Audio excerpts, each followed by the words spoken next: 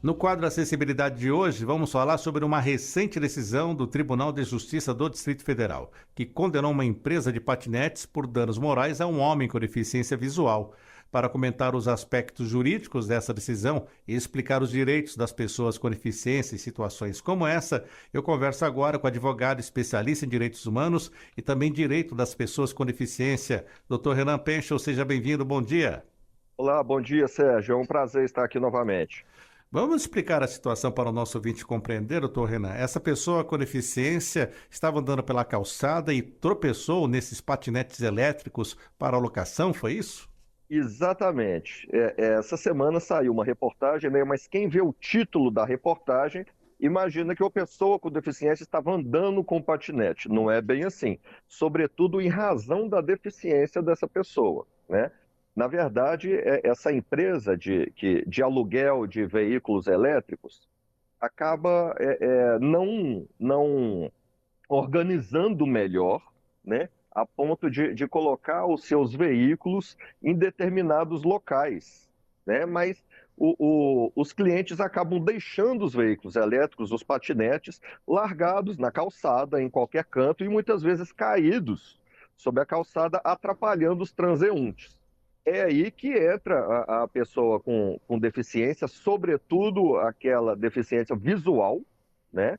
Ele não consegue desviar e ele não vê aquilo, acabou tropeçando em um veículo desse, né? Então, a decisão do juiz foi plausível. Por um lado, eu achei que a condenação moral foi baixa, mas pelo menos a justificativa, o teor da decisão foi plausível, sim.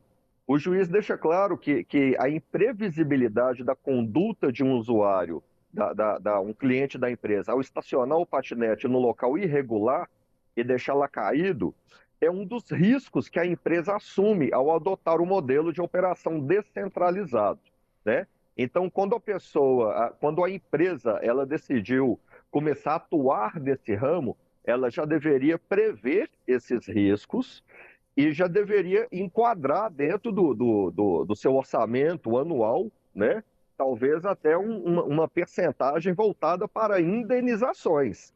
Porque cá para nós seria difícil também controlar exatamente onde, quando e como os veículos serão parados, né? Então, esse risco já é inerente da atividade da empresa, ocasionando, então, uma responsabilidade objetiva, né? A responsabilidade objetiva distingue da subjetiva quando, ainda que a empresa não tenha uma culpa direta, que ela não tenha feito de propósito, ainda assim ela é responsável por todos os danos causados aos transeuntes, sobretudo a pessoa com deficiência.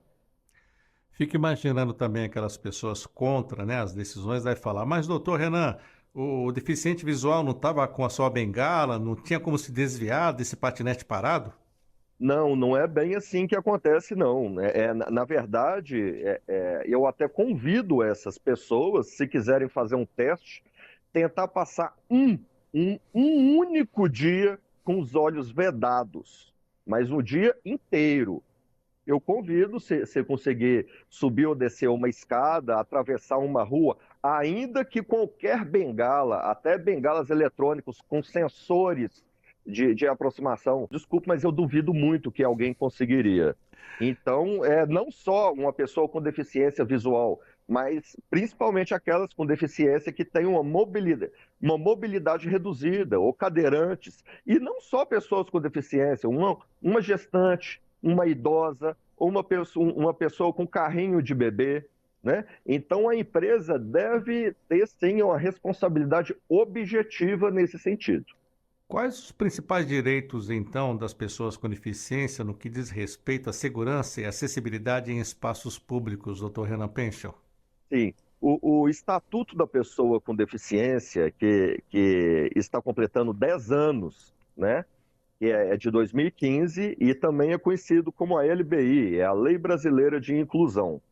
É necessário lembrar que possui força constitucional, né? Está no mesmo patamar da Constituição Federal, ou seja, acima dos códigos, Código Civil, Código de Defesa do Consumidor, está acima. Então, o que que isso quer dizer? Na Constituição Federal já deixa claro o direito de locomoção, o direito de ir e vir, que é inerente a todo e qualquer cidadão, toda e qualquer pessoa. Agora, o Estatuto da Pessoa com Deficiência veio linkando esse direito, que é mais importante ainda, sobretudo a aquelas pessoas que têm dificuldade de locomoção, né? Então, a pessoa com deficiência, ela tem o total direito de locomoção. E esse direito de locomoção vai envolver aí uma acessibilidade obrigatória, né? E a acessibilidade, ela deve ser promovida não apenas pelas grandes empresas privadas, mas pelo Estado, pelo município, em todos os entes da federação, né? O governo federal, estadual, municipal, as empresas privadas, todos têm a obrigatoriedade de se responsabilizar pela acessibilidade. Lembrando que a acessibilidade pode não ser apenas física, porque de acordo com a deficiência da pessoa, ela vai necessitar uma acessibilidade muitas vezes sensorial, auditiva, né? Às vezes fones abafadores de ruído para portadores de TEA, mas nesse caso específico, obstruir uma calçada, uma via pública, que é o único meio onde a pessoa, sobretudo pessoa com deficiência, vai poder transitar, então já configura aí, na minha opinião, uma responsabilidade objetiva da empresa em indenizar, né? E, Lembrando que o Estatuto da Pessoa com Deficiência, ela é bem clara, bem cristalina, quando fala não apenas da locomoção do direito de acessibilidade, mas o direito à segurança da pessoa com deficiência. Precisa estar em primeiro lugar, porque muitas vezes, em razão da deficiência, a pessoa não consegue, não tem meios de se proteger.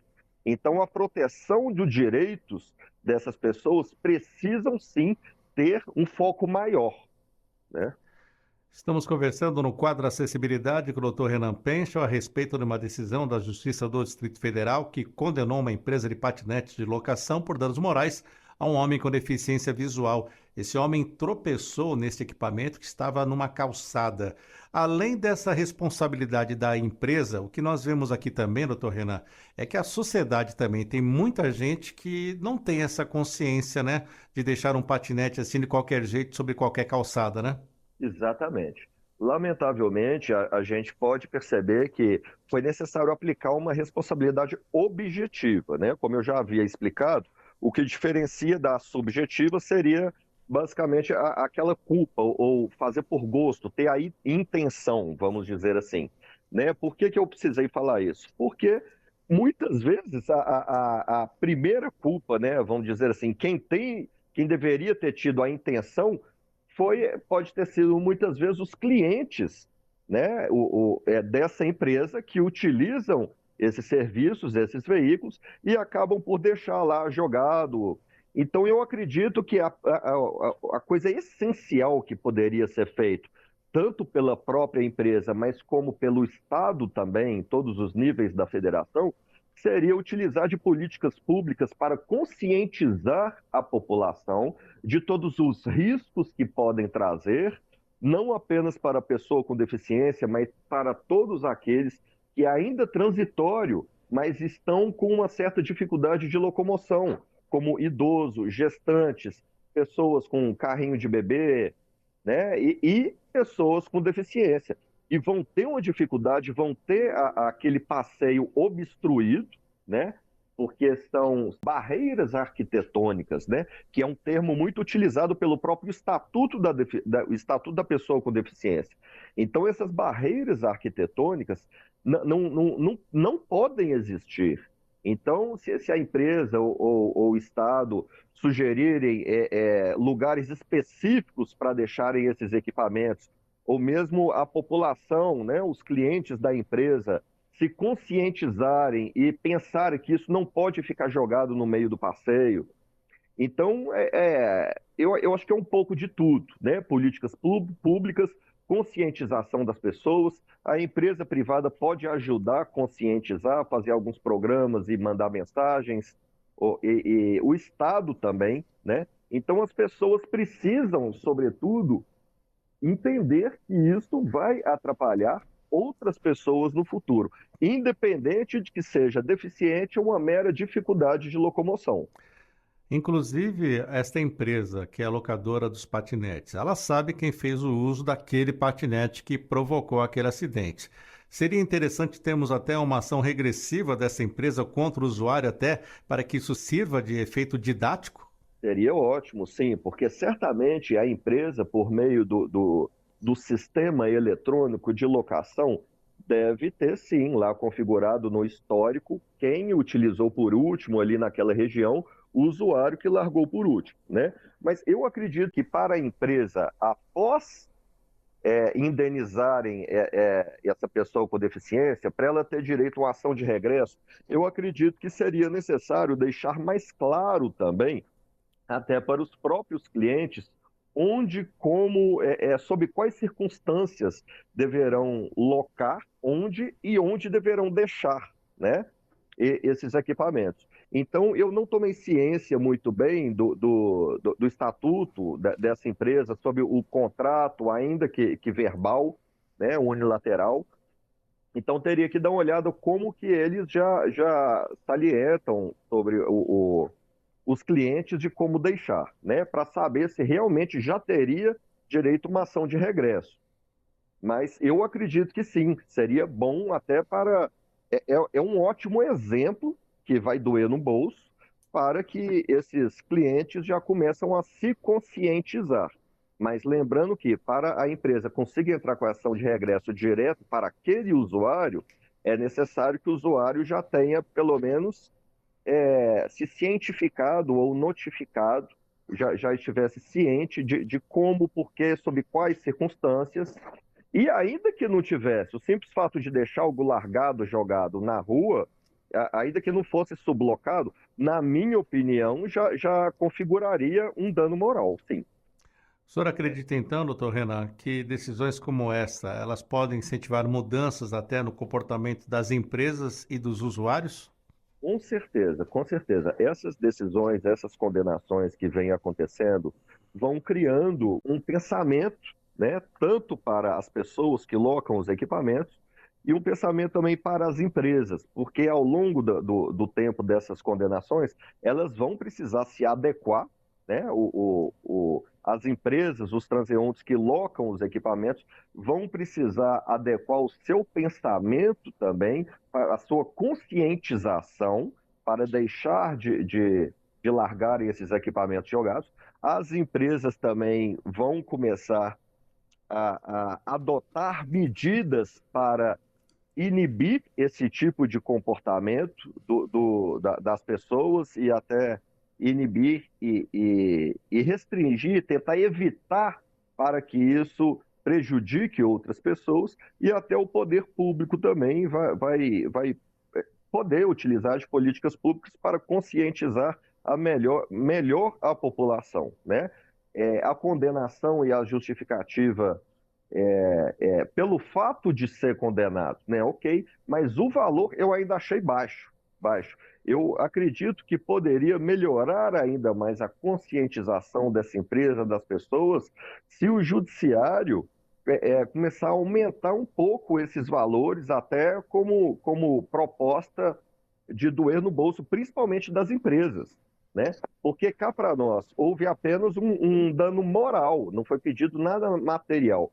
E o moral, ainda que tenha critérios a serem seguidos, sobretudo pelo Código Civil, o Código de Processo Civil, em que se deve basear o dano moral, né? Eu ainda acho muito pouco.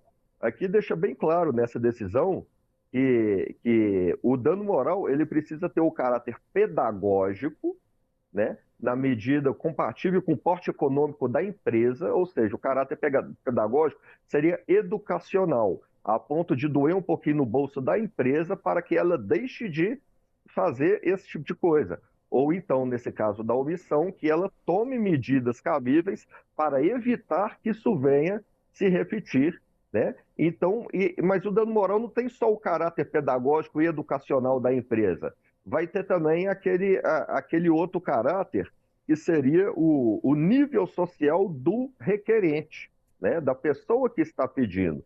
Porque muitas vezes R$ 5.000 para um é uma coisa, mas R$ 5.000 para outra pessoa é um outro valor completamente diferente, né? Então, por isso que às vezes é difícil dosar o dano moral a ponto de ser educativo para a empresa, mas cerceando aquele suposto enriquecimento ilícito do requerente.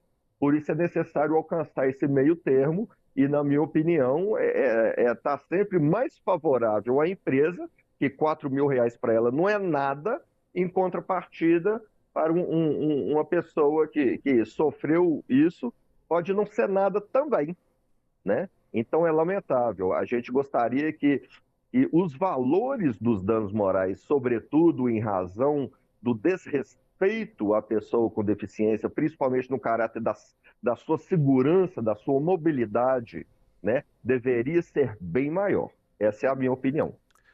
Conversamos na Rádio Justiça no quadro Acessibilidade com o Dr. Renan Penchel. O Dr. Renan estava falando conosco a respeito de uma decisão recente da Justiça do Distrito Federal que condenou uma empresa de patinetes por danos morais a um homem com deficiência visual. Este homem tropeçou num patinete elétrico que estava estacionado irregularmente em uma calçada. Dr. Renan Penchel, ele é advogado, especialista em direitos humanos e direito das pessoas com deficiência. Muito obrigado por estar conosco. Até a próxima, Dr. Renan. Até, Sérgio. Grande abraço.